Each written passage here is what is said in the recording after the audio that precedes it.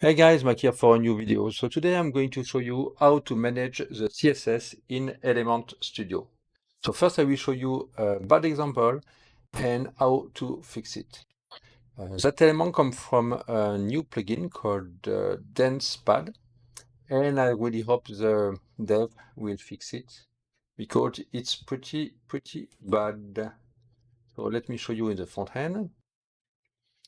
I know most people don't really care about the CSS, but you will see why it's a pretty big problem. Okay, so let's check the CSS here. We have two CSS files, the default CSS and the CSS. Post 187 is actually the ID of the page, 187.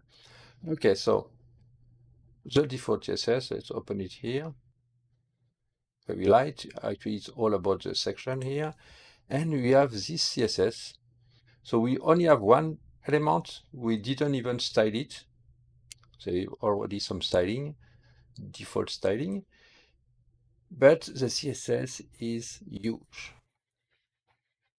I mean, if you check for only a single element, if we open it here, okay, let's open it.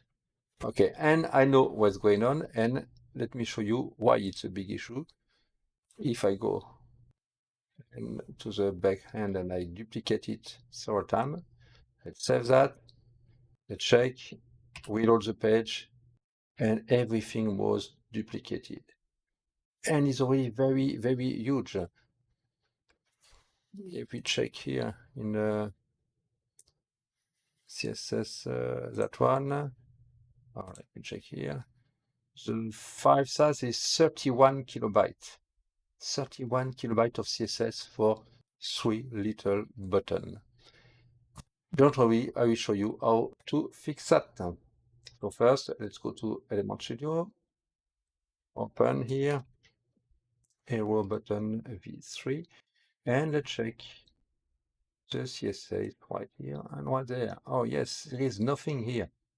You can see this tab is called Default CSS and that tab is called CSS. Actually, the dev put everything inside here. See, it's not that much CSS actually, but when it's generated and duplicated, it generates all of that. It's way too much. So let's fix that. First, let's understand how what's the difference between CSS and default CSS. That one, default CSS, will be added only one time, even if you duplicate all these elements. And that one, it's all about the dynamic value.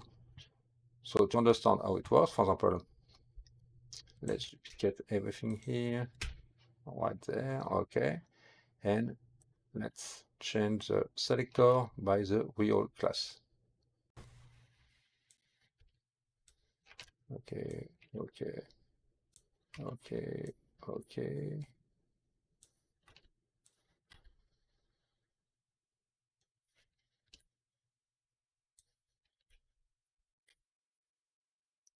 You will see at the end the difference. It's just incredible. Okay, so let's do some cleaning because now both of them are the same.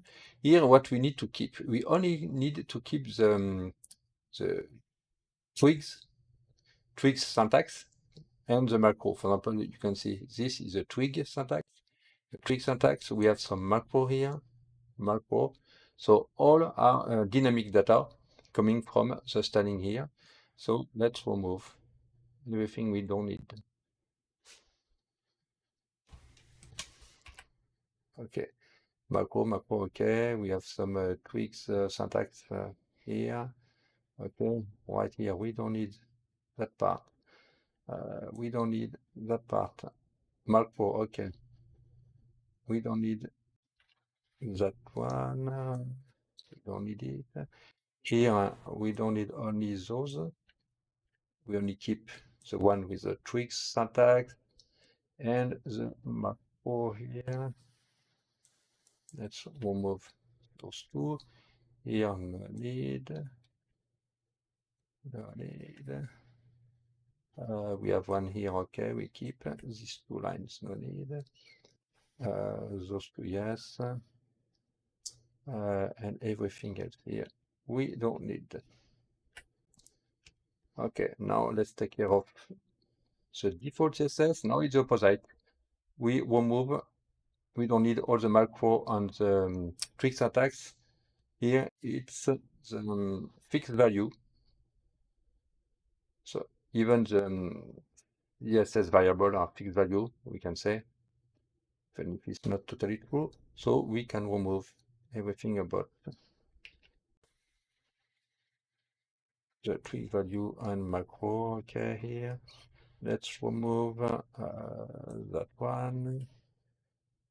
This 3 here, we don't need, it's already there. And yeah, that one. This 3 here. And let's set that. Okay, let's save the page. And let's check now our CSS here and right here. Okay, so now I've reduced the full CSS, and let's delete first some element. Open it again. Okay, so with only one button, now this full CSS is right here. There's still some little issue we will see. After that, let's check CSS here. Okay. Okay, so there is some issue here. Here too. Here, there's a semicolon symbol, I don't know how to call that exactly, which is a bit everywhere for some reason, and it doesn't look great. So let's fix that, because I know how to fix it. Okay, so when you have some macro, you don't need to add the semicolon. And just a little mistake, it happened, but when you know it, you don't add it, and it will make it much better. Once again, here. Okay, let's save that. Save that again. Let's check here. Check the CSS. Right, it's much cleaner now. Okay, so we have the default CSS here, which is a bit bigger, but that's normal. It's all the default CSS. It's only added one time, and we have the CSS of each element. And let's open it here. Okay, and if we duplicate this button, we duplicate many times. If I open it here, okay, so now it's much better. The where is the default? The default one didn't change. It didn't change. Only that one is a little bit bigger because each one have a different, some different styling. But that's it. It's way, way, way smaller, and it's how to do it properly. So it's very, very important to understand the difference. And if you check any other element, I don't know, testimonial, or you will see they all work in the same way. You can see here, all the macro and the twigs are in the CSS, and everything, all the static value are right there. And if sometimes you have some static value, like here, for example, align items, flex start, flex center, they are under some condition. You can see if something, so show that one. So you can still put some static values, but only with condition. I don't know if there's more here. No, it's fine. Yes, the same here. You have a condition somewhere, and then it will show this static value. The same here. There's probably a condition. Yes, it's on if, because there's a condition here. Okay, so that's it. So you can see there's a big difference if you manage the CSS properly in Element Studio, and just check the example of all the breakdance elements, how they are made, and then you won't make this huge mistake with a ton of extra CSS. And several plugins already have this problem. The one from I forgot the name. Fox Element have the same problem. I already noticed the dev, and I hope he will fix it, because honestly the CSS is huge. And right now that new plugin have the same problem. I know that Element Hive doesn't have it. The dev is incredible and he did a very good job. I'm not sure about others. I know that Destiny elements are pretty well done too. For that, at least, is not a big problem.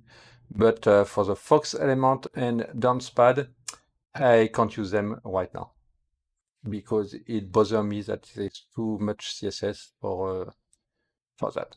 Okay, so see you next time for maybe some new tips about Element Studio. Bye bye.